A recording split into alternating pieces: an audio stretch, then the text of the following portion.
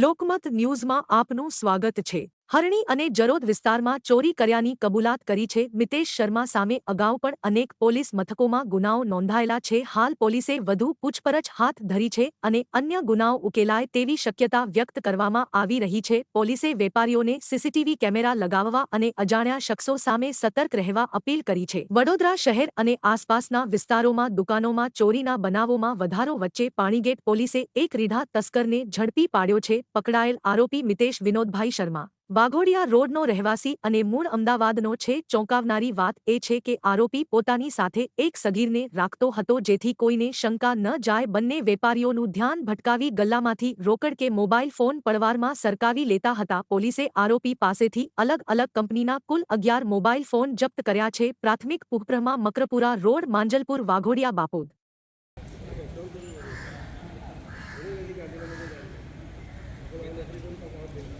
તમારે क्या પેલા ઘરના પૈસા કાઢવાના ડીઝલ પેટ્રોલ